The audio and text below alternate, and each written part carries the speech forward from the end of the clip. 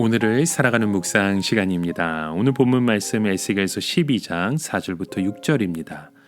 너는 낮에 그 목전에서 내 행구를 밖으로 내기를 이사하는 행구같이 하고 저물 때에 너는 그 목전에서 밖으로 나가기를 포로되어 가는 자같이 하라. 너는 그 목전에서 성벽을 뚫고 그리로 쫓아 옮기되 캄캄할 때에 그 목전에서 어깨를 메고 나가며 얼굴을 가리우고 땅을 보지 말지어다. 이는 내가 너를 세워 이스라엘 족속에게 징조가 되게 함이니라 하시기로.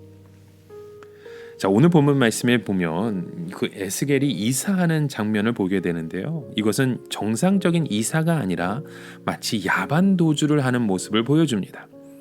즉 낮에 몰래 이삿짐을 꾸려 놓았다가 밤에 성벽을 뚫고 또 얼굴을 가리운 채 남도 모르게 도망을 치는 이사였죠. 이것을 이스라엘 백성들은 이해할 수 없었습니다. 왜냐하면 자기들은 이미 모든 것을 다 잃고 붙들려 왔기 때문에 더 이상 야반 도주할 필요가 없었습니다. 그리고 이미 얼굴도 다 팔려버렸고 볼장도 다 봐버렸기 때문에 가리고 변장할 필요가 없습니다. 그러면 도대체 지금 에스겔이 보여주는 그 이사하는 그 장면은 누구를 말하는 것입니까? 이것을 도대체 알 수가 없는 것이죠. 그래서 어떤 사람들은 에스겔에게 물어봅니다. 도대체 지금 이사하는 것이 무엇을 말하는 것이냐고. 그러니까 에스겔은요, 자기도 모른다고 대답합니다. 왜냐하면 하나님께서 이렇게 하라고 하셨기만 하셨지 그 이유에 대해서 설명하지 않았기 때문이죠. 그래서 포로된 백성들과 에스겔은 모두 밤새 그 생각을 하게 되었습니다. 분명히 하나님께서는 누군가가 이사하는 것을 보여주셨는데 도대체 이 이사하는 사람이 누굴까? 그리고 왜 이 사람은 밤에 변장을 하고 도망을 치듯이 이사하는 것일까? 모두 밤새 생각을 했던 것입니다. 여러분, 밤에 몰래 이사했던 사람이 등장하게 되죠. 바로 예루살렘 왕 시드기야였습니다. 백성들에게 예루살렘은 절대로 망하지 않으며 자기는 끝까지 성을 지킨다고 큰 소리를 쳐놓고 밤에 자기는 변장을 하고 성벽 비밀 통로로 도망을 쳤던 것입니다. 그러나 시드기야는 도망을 치다가 붙들려 옵니다. 왜냐하면 하나님께서 그물을 쳐놓으셨고 올무를 두셨기 때문에 도저히 그 올무를 빠져나갈 수 없었던 것입니다. 그를 호위하는 자들은 모두 다 도망을 쳐버리고 결국 시드기야는 느부갓네살 앞에 끌려와서 자기 자식들이 다 죽는 것을 직접 보고 자신의 눈을 빼앗아 그렇게 바벨론으로 끌려갔던 모습을 보게 됩니다. 이것을 통해 알 수 있는 것은 우리가 사람의 말을 믿는 것이 얼마나 어리석은가 하는 것입니다. 우리를 지켜주는 것은 하나님의 말씀이지 위정자의 말이 아닙니다. 그럼에도 불구하고 예루살렘 사람들은 시드기야의 말을 철석같이 믿었습니다. 오히려 하나님의 말씀보다 더 믿었던 것이죠. 그 결과가 무엇입니까? 다 같이 함께 멸망하는 것이었습니다. 여러분, 우리의 모습을 한번 돌아보시죠. 과거에 마치 자신이 무엇인가 책임을 질 것처럼 큰 소리를 치는 사람들을 여러분 만나보지 않았습니까? 그 사람들을 믿고 따랐을 때 어떤 결과가 있었습니까? 결국 다른 사람들만 이용하기도 하고 버려내버리는 그런 모습을 보지 않으셨나요? 우리는 누군가 다른 사람들이 우리의 미래를 책임져 줄 것처럼 큰 소리 칠 때 그 사람들을 멀리해야 합니다. 비록 그렇게 해서 고생하는 일이 있다 하더라도 그것이 미래를 위해서 훨씬 더 안전한 길이기 때문입니다. 왜냐하면 그런 사람들은 다 자기가 책임지지 못할 말을 하는 사람들이기 때문입니다.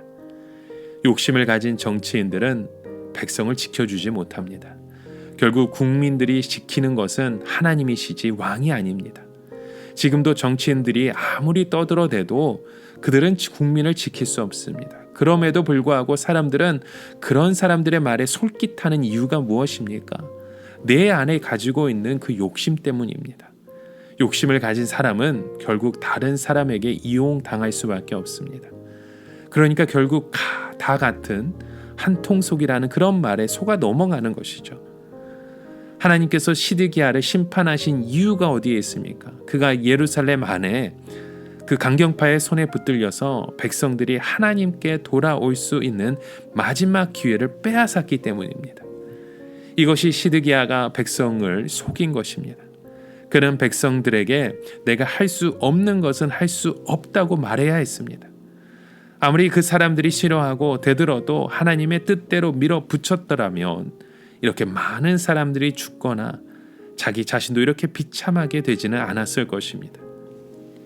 시드기야에 대한 하나님의 뜻은 죗값을 받는 것이었습니다. 즉 지금까지 우상 숭배를 한 죄로 바벨론에 항복하라고 했으면 항복을 하는 것이었습니다. 그러나 예루살렘의 사람들은 그 항복에 절대 반대였습니다. 왜냐하면 엄청난 자신의 그 재산과 집과 그 돈을 손해보기 싫었기 때문이죠. 여러분, 왜 하나님께서는 이런 중요한 사실을 예루살렘 사람들에게 보여주시지 않고 포로되어 온 그 사람들에게 보여주시는 것일까요? 그것은 하나님께서 이미 예루살렘 사람들에게는 기대할 것이 없다고 판단하셨기 때문입니다. 지금 에스겔과 함께 있는 자들은 이미 자신의 보따리를 싸가지고 붙들려 온 사람들입니다. 이것은 우리가 보따리 장사와 자기 점포를 가지고 장사하는 사람을 비교하면 알 수 있습니다.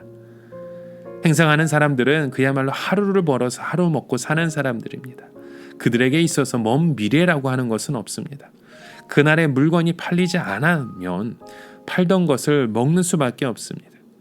거기에 비해서 자기의 빌딩 안에서 자기 건물 안에 장사하는 사람들은 상당히 부자인 것이죠.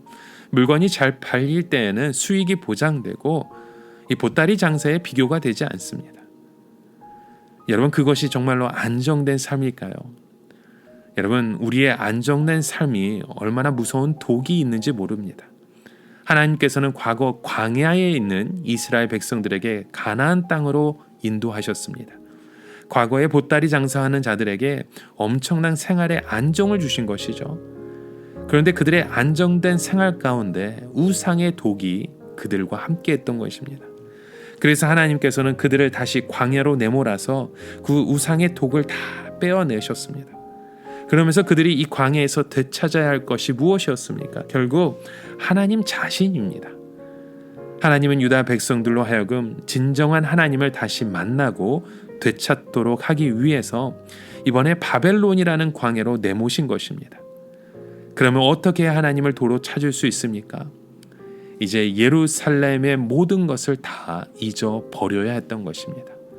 왜냐하면 예루살렘의 모든 우상으로 중독되어 있었기 때문이죠.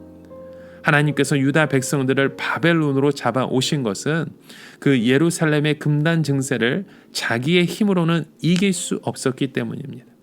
그래서 하나님께서는 바벨론의 느부갓네살을 이용하셔서 유다 백성들을 강제로 수용하신 것입니다. 그들이 해야 될 것은 가만히 수용되어서 잘 있는 것입니다.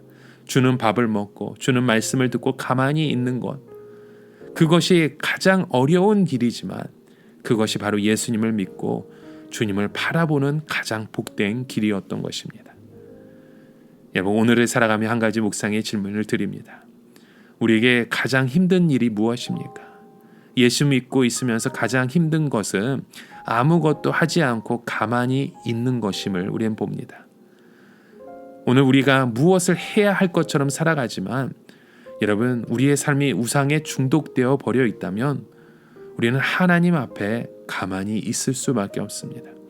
누가 아무리 충동질 하더라도 끝까지 주시는 말씀을 들으며 가만히 기다릴 때 오늘 우리의 삶을 통해 하나님의 그 뜻을 이루게 하시는 줄 믿습니다. 그럼 믿음의 고백을 가지고 주님 앞에 나아가시는 저와 여러분의 하루 되시길 주님의 이름으로 간절히 축원합니다. 함께 기도합니다. 하나님 아버지, 오늘도 우리의 삶 가운데 가장 그 죄악된 모습을 다시 뽑아내어 주시고 다시 회복시켜 주시는 주님의 그 음성을 듣습니다. 우리가 가만히 있어 주의 주인 되심을 기억하고 주님의 놀라우신 그 사랑을 바라볼 수 있는 우리의 믿음의 고백되게 하여 주시옵소서. 예수 그리스도의 이름으로 기도드립니다. 아멘.